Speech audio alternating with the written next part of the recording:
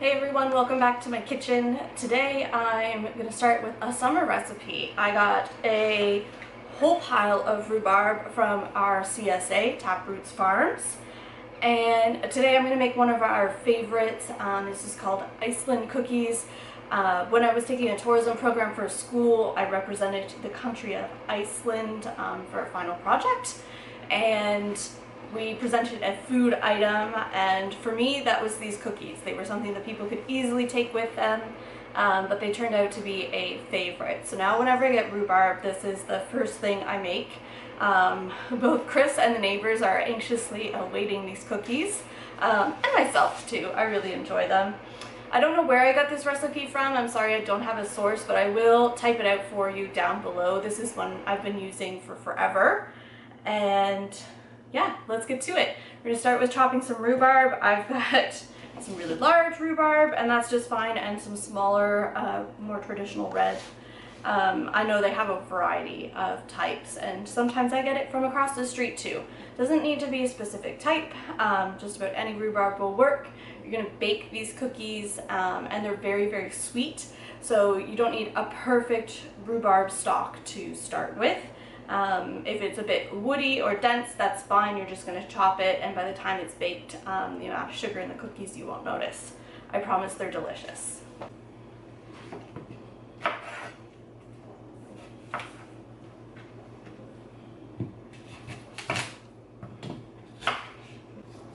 So I'm just taking off the tops and the bottoms where the leaves started, and to make sure I'm not too close where they cut. Just clean it up, similar to what you would do with celery when you got celery, in a bag from the grocery store, or if you picked one singular stalk of celery out of the garden.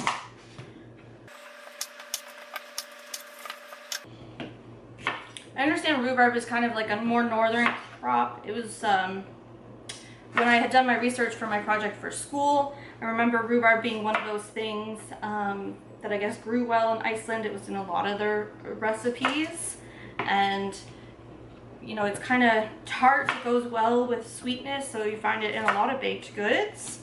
And of course, strawberry rhubarb jam or strawberry rhubarb pie. I remember eating it with sugar in the garden with my grandparents when I was a kid. It wasn't my favorite thing to eat out of their garden. They had many other choices that were much better.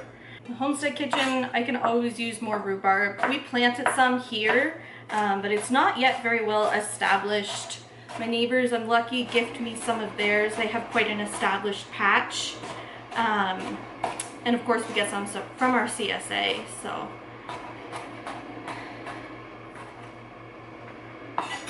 There's times in the summer where I just chop it like this and put it in the freezer and then use it frozen in this recipe, which works just fine. Because if I put the actual cookies in the freezer, they won't last.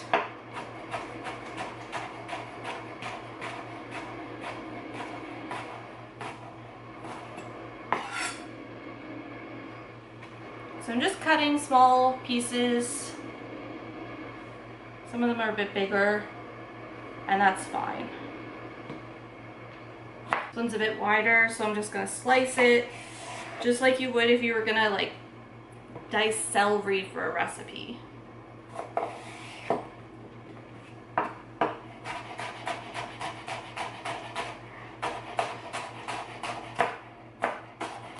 Much chopping later, and I've got about 12 cups. I know that because this is a 3-liter bowl, and there's about 4 cups per liter.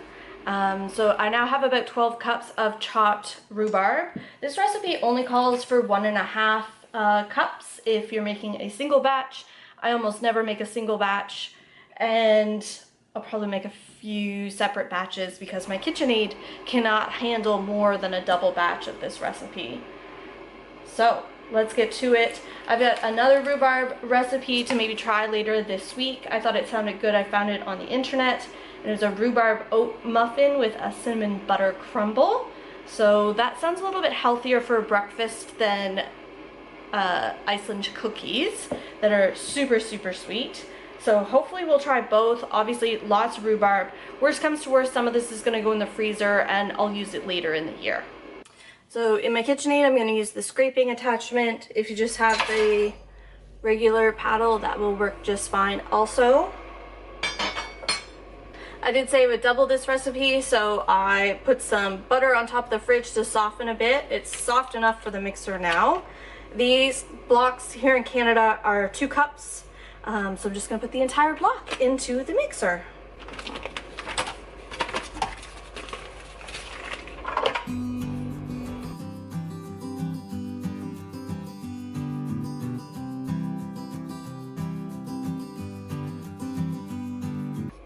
Okay, to the mixer I'm also going to add the sugar. It's a half a cup of white sugar per recipe. We're doubling, so we're going to do a full cup. Ooh.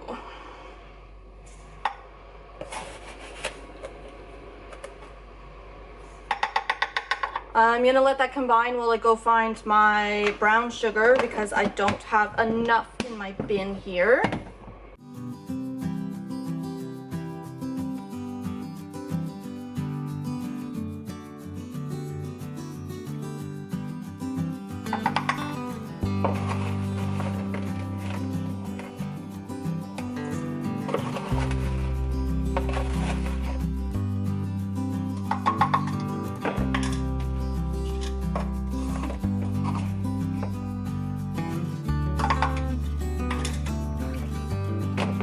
All my sugar, so I'm going to cream this and then I'm going to start adding my eggs and vanilla. So we'll get that going.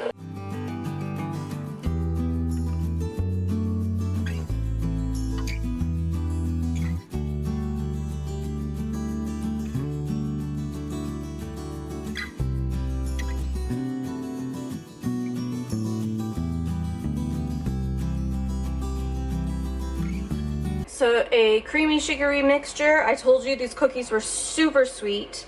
I wasn't lying. Now we're gonna add 2 eggs per recipe, so we have 4. We're just dumping those in. Vanilla.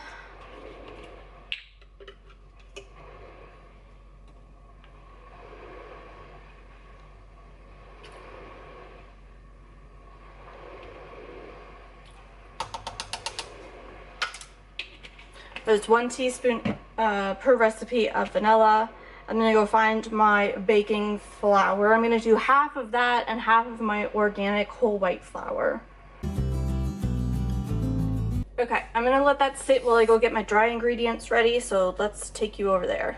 So to the bowl so far, we have our flour, baking soda, salt, and cinnamon. I'm going to continue with the dry ingredients, which includes oats. Oats make up the main part of this recipe, so it's 2.5 cups of oats per recipe. This is why my KitchenAid gets mad at me. 1, 2, 3, 4, 5, and 1, 2,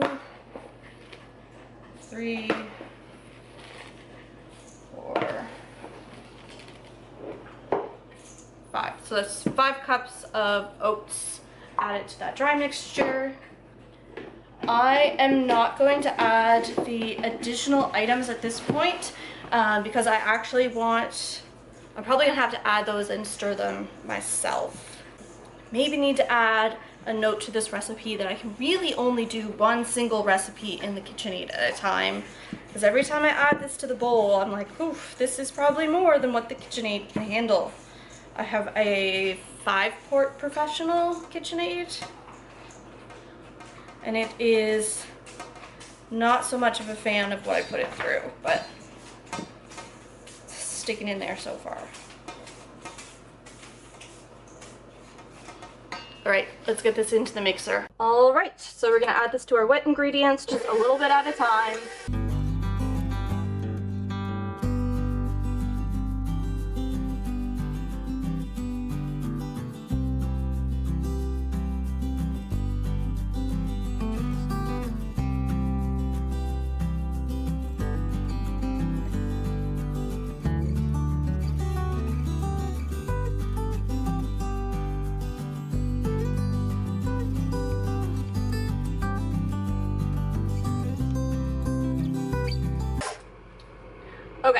So this is definitely a very, very full KitchenAid bowl. So I'm gonna pull this down and I'm gonna put this aside, and I'm just gonna add in the rest of the ingredients manually so I don't tax the mixer more than I need to. Okay, so the remainder of the ingredients include the rhubarb, vanilla chocolate chips or white chocolate chips, and cranberries. I find them just delicious. It makes this recipe. And we're adding 1.5 cups of rhubarb per recipe. 2, 3, 4. I'm gonna go grab those white chocolate chips and the cranberries. So the original recipe calls for dried cranberries, and I actually have some today. We get these in our CSA every once in a while. But I've also made this recipe quite often with craisins because I can get these at Costco and at the regular grocery stores more easily. So I'm gonna do half and half. Like I said, these cookies are really sweet, so I don't think anyone else is going to notice. And that way I'm using what I have. Because like I said, we're getting these through our CSA. We've already prepaid for that, so I need to find a way to use these.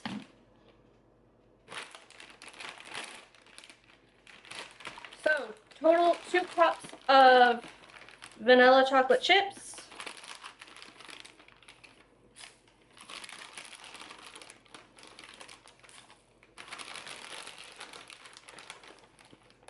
And I am working with my 1/2 cup measurement. I just find it fits in the containers that I have best.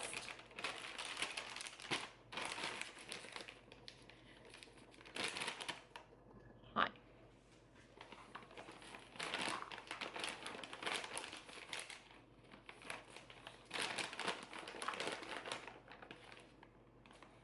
Okay. 1 cup of the craisins.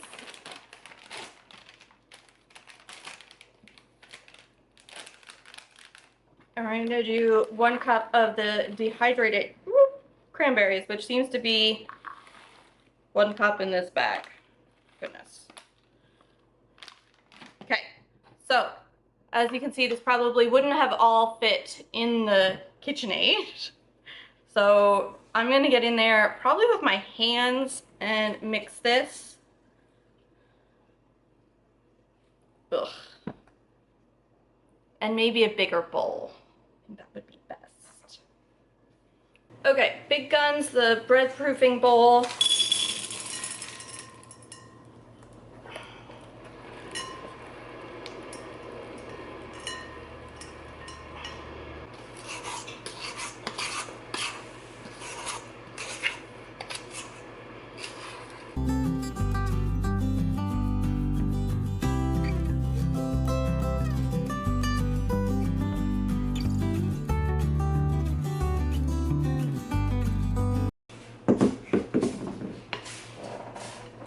Made too many cookies. This is only a double batch. Is everything in the bowl? Now? What are you eating? Buttery oatmeal deliciousness? Probably dogs can eat rhubarb.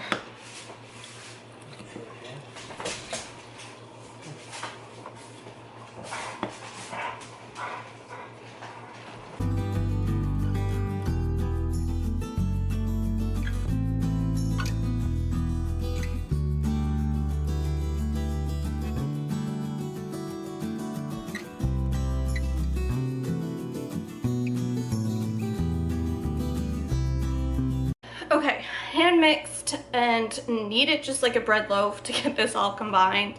I'm gonna actually make a notation on that recipe that I can only put 1 batch in the KitchenAid at a time.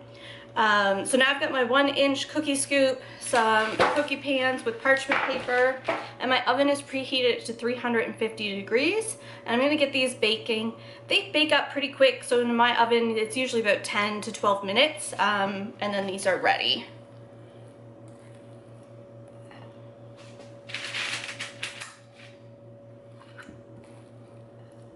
You don't have to use a 1-inch cookie scoop. You can use a smaller one if you like. They're a pretty hearty cookie.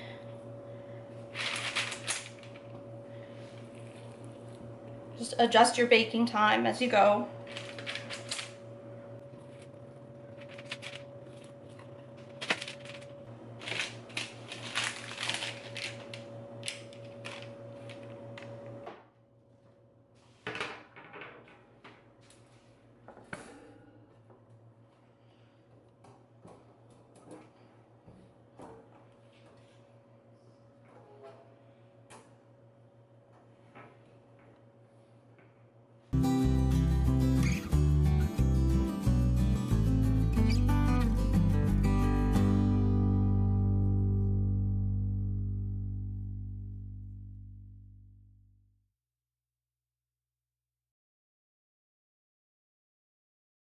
Alright, all done baking up the double batch.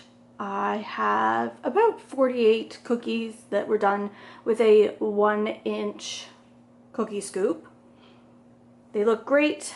They're delicious. I've tried a few and I've got another batch ready to go in the KitchenAid. So I will do that until I'm tired. And I still have a ridiculous amount of rhubarb left. So I'm going to portion this up in 1-cup bags in the food saver and vacuum seal it so that it can go in the freezer. And I have a measurement which will make baking in the future easier. So I'll catch you guys on the next video. There'll be a lot more baking and canning content coming this summer as the garden yields start to roll in. And of course, gardening content as well. Catch you guys on the next one.